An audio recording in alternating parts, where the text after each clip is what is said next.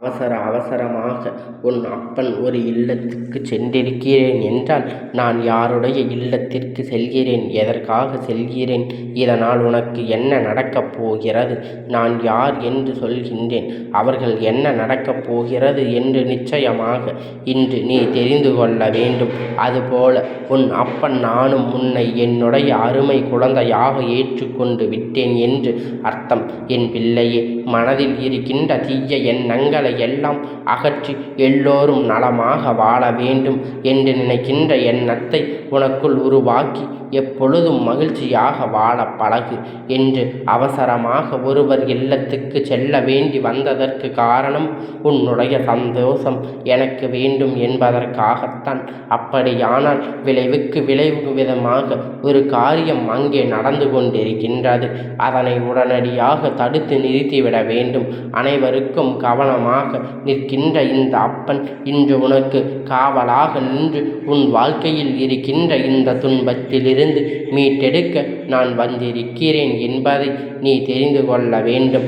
எது வந்தாலும் சரி, உன்னை சுற்றி நான் தர நினைத்ததை எல்லாம் நீ எப்பொழுதும் சரியாக பெற்றுக்கொள்ள வேண்டும் என்பதுதான் இங்கு கேள்விக்குறியாக இருக்கிறது. அப்பன் உனக்கு நினைத்ததை எல்லாம் நடத்தி முடித்து கொண்டிருக்கின்ற இந்த நேரத்தில் என் பிள்ளை, நீ எதை நினைத்து தேவையில்லாமல் உன் மனதை போட்டு குழப்பிக்கொள்ளக்கூடாது. ஏதாவது ஒரு சந்தர்ப்பம் நம் கையில் கிடைக்கக்கூடாது, கிடைத்துவிடும் என்கின்ற நம்பிக்கை இருந்து விட்டால் போதும். நிச்சயமாக இந்த அப்பன் நன்றி சொல்வாய். அப்பன், நான் இன்று உன்னை நம்பியதற்கு பலன் கிடைத்து விட்டது. அவ்வளவு எளிதில் உனக்கு எதுவும் நடக்கவில்லை, எதுவும் நடந்துவிடவில்லையே என்று புரிந்து கொள்ள வேண்டும். உன் கண் முன்னால் உன் அப்பன் நான் கொண்டு வந்து நிறுத்துவேன். அவசரமாக ஒருவர் இல்லத்திற்குள் செல்ல வேண்டியது வருகிறது என்றால், குறிப்பாக அது உன்னுடைய துரோகியினுடைய இல்லமாகத்தான் இருக்கும் என்பதை நீ புரிந்து கொள்ள வேண்டும்.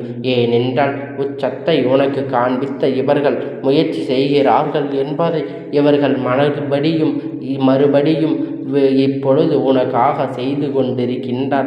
அத்தனையுமே உனக்கான அத்தனை பிரச்சனைகளையும் சந்தேகத்தையும் உன் கையில் பெற்று கொடுக்கும் என்பதை முதலில் நீ நம்பிவிடு என்று உன் அப்பன் அவர்கள் இல்லத்தில் அவசரமாக சென்றதற்கு மிக முக்கியமான காரணம், அவர்கள் உன்னை அழிக்க நினைத்தது. அதை உடனடியாக செய்ய எண்ணியதுதான். மனதில் ஒரு துளி அளவு கூட எல்லா எண்ணங்களையும் இப்பொழுது பெற்று கொண்டிருக்கிறது.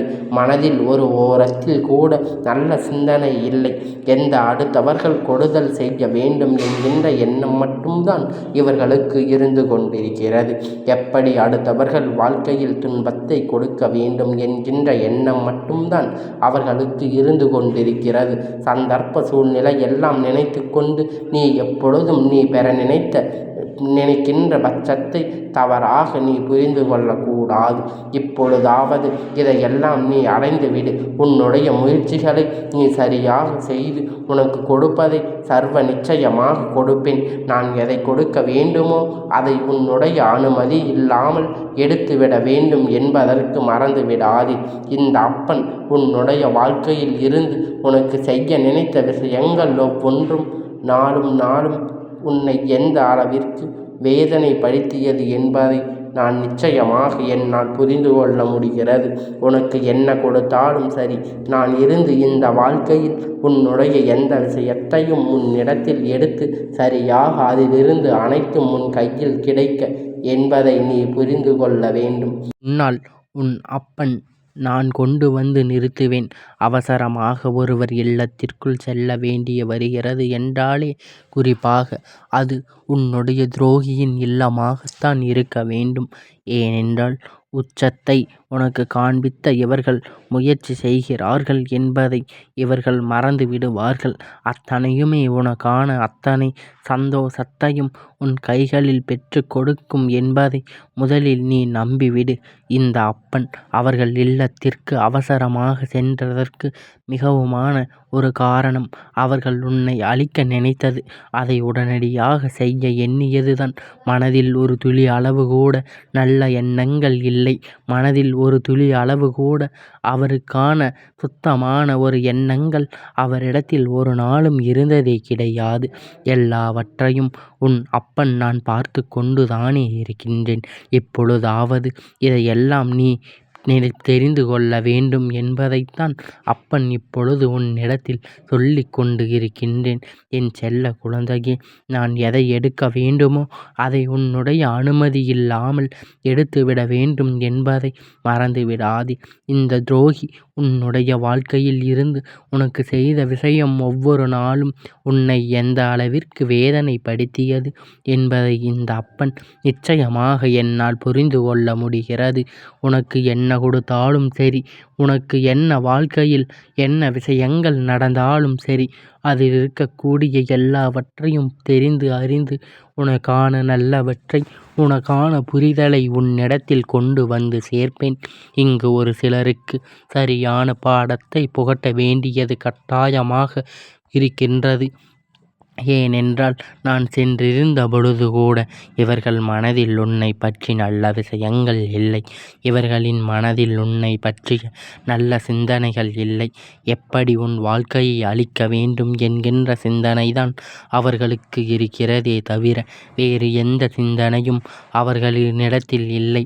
இப்படி உன் வாழ்க்கையில் உனக்கு மேலும் மேலும் கெடுதலை செய்ய நினைத்த இவர்களுக்கு மத்தியில் என் பிள்ளை, தெளிவான விஷயத்தை எல்லாம் நீ சரியாகத்தான் பெற்று கொண்டாய் என்று ஒரு முறை நீ சிந்தித்து பார். இப்பொழுது இந்த அப்பன் இதை நடத்தி முடித்துவிட்ட பிறகு உன்னை சுற்றி நடந்த விஷயம் எல்லாம் என்ன என்பதை என் குழந்தை நீ நிச்சயமாக தெரிந்து கொள்ள வேண்டும். எந்த நிலை கண்டு என் பிள்ளை இனிமேல் வருத்தப்பட தேவையில்லை. எந்த சூழ்நிலையை கண்டும் என் பிள்ளை வருத்தப்பட வேண்டிய அவசியமில்லை. நடப்பது அத்தனையும் உன்னுடைய நன்மைக்கு என்பதில் நீ தெளிவாக இருக்கும் பொழுது எந்த வகையிலும் உனக்கு கஷ்டங்கள் வராது என்பதை நீ புரிந்து கொள்ள வேண்டும். இதிலிருந்து நீ என்னென்ன நன்மைகளை பெற முடியும் என்று நீ ஒரு நொடி யோசித்தாயானால் இந்த அப்பன் சொன்ன விஷயத்திற்கு உன் வாழ்க்கையில் நடக்கக்கூடிய விஷயத்திற்கும் என்ன இருக்கிறது என்பதை நீ புரிந்து கொள்வாய். யார் யார் எப்படி என்று தெரிந்து கொண்டு பேச வேண்டும். இல்லை என்றால் இப்படித்தான் துரோகம் வந்து கொண்டிருக்கும். எந்த நேரத்தில் மீண்டும் ஒரு பொழுது உன் வாழ்க்கையில் இது போன்ற ஒரு துரோகம் நுழைந்துவிடக்கூடாது என்பதில் நீ மிகுந்த கவனத்தோடு இருக்க வேண்டும். நான் நினைத்தது போல இந்த வாழ்க்கையில் பல சந்தோஷங்கள் உன்னை தொடர்ந்து வர வேண்டும். சோதனைகள் எல்லாம் சாதனையாக மாறி உனக்கான நன்மையை தர வேண்டும் என்பதை நீ முக்கியமாக தெரிந்து கொள்ள வேண்டும். உன்னை ஆட்டி படைத்திருந்த அனைத்து துரோகத்தையும் உன் கைவிடாத பொழுது மீண்டும் மீண்டும் உன்னை தொடர்ந்து வந்து கொண்டிருந்த பொழுது இதிலிருந்து எப்படி மீண்டு வர வேண்டும் என்று என் குழந்தை யோசித்த நேரத்தில்தான் உன் அப்பன் உனக்கு இந்த செய்தியை கொண்டு வந்திருக்கின்றேன். அவர்களுடைய ஆட்டம் அதிகமாகத்தான் இருக்கின்றது. இந்த அப்பனுடைய கோபத்தை இவர்கள் சோதித்து விட்டார்கள். அப்பன் இவரை விட்டுவிட மாட்டேன், என்ன நடந்தாலும் எது நடந்தாலும் எல்லா சூழ்ச்சிகளையும் அவரிடத்தில் இருந்து எடுத்துவிட்டு உனக்கான நன்மையை உன்னிடத்தில் நிச்சயமாக கூடிய விரைவில் கொண்டு வந்து சேர்க்கப் போகின்றேன்.